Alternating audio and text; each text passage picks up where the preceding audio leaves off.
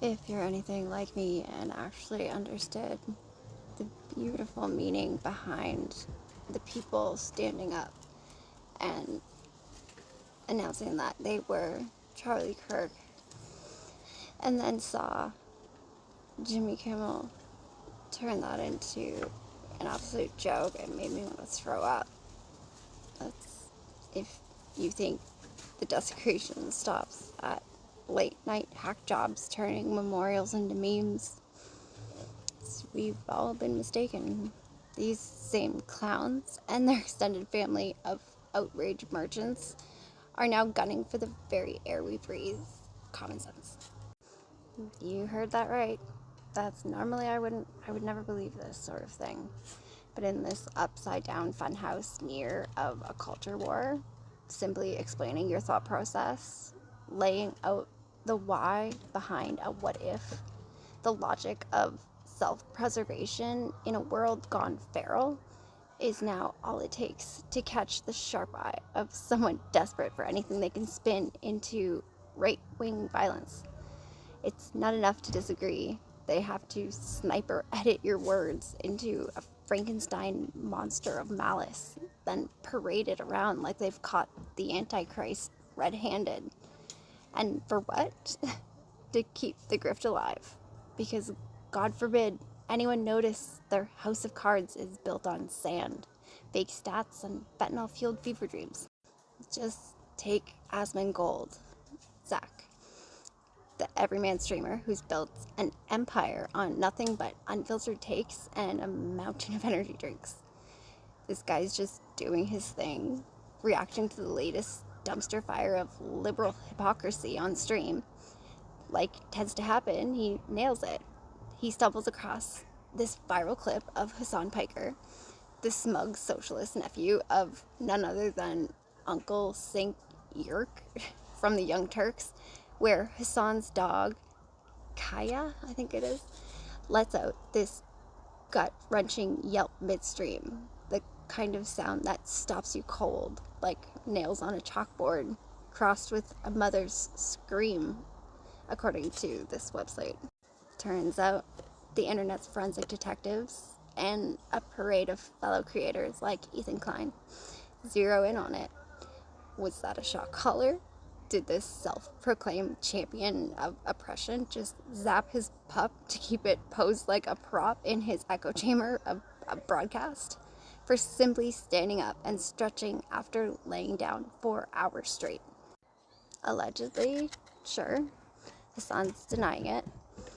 After first playing it off like nothing happened, once he had his story straight, his words chosen wisely, he addressed the situation.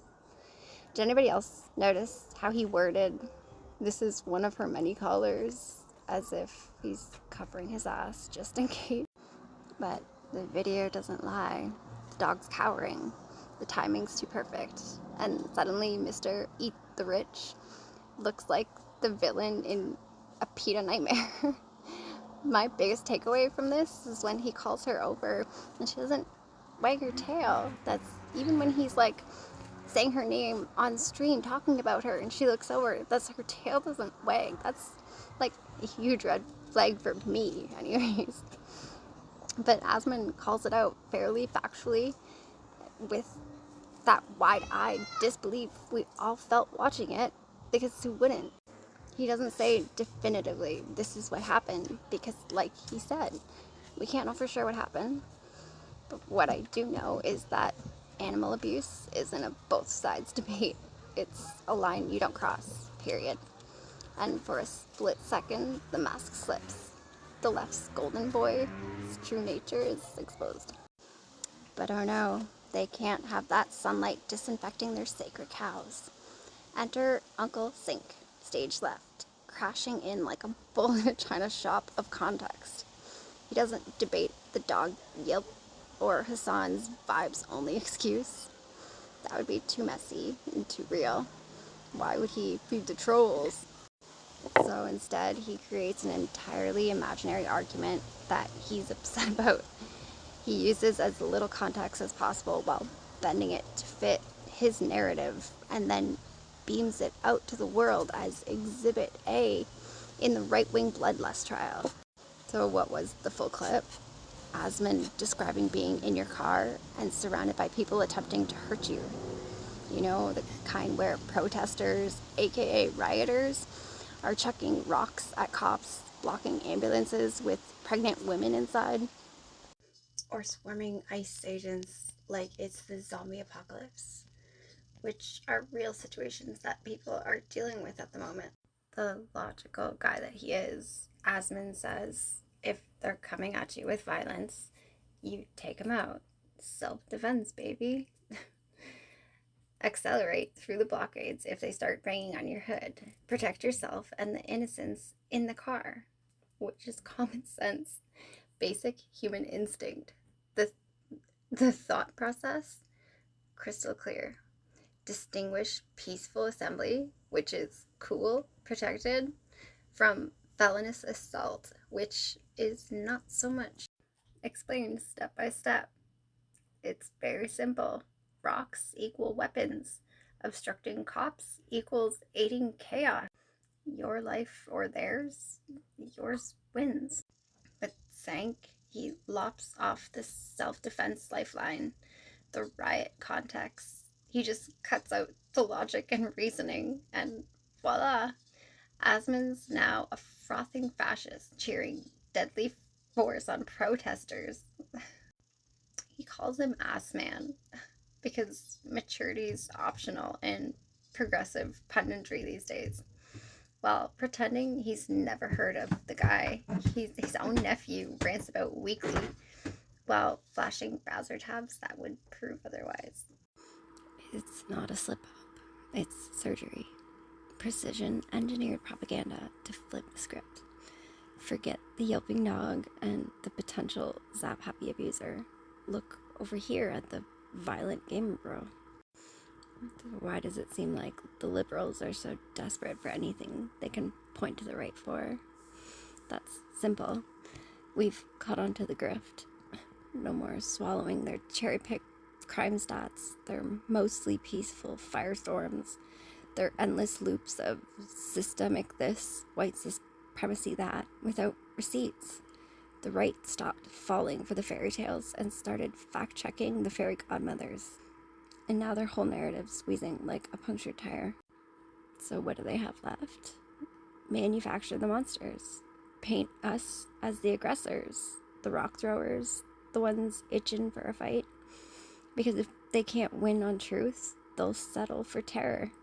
Stoke the flames of mega menace until someone unhinged buys the bait, grabs a pitchfork, and goes hunting fascists based on a 10-second TikTok lie.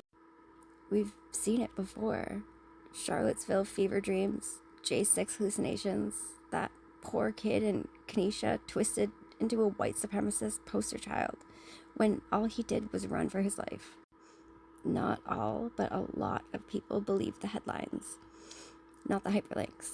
They react to the rage bait, not the reality.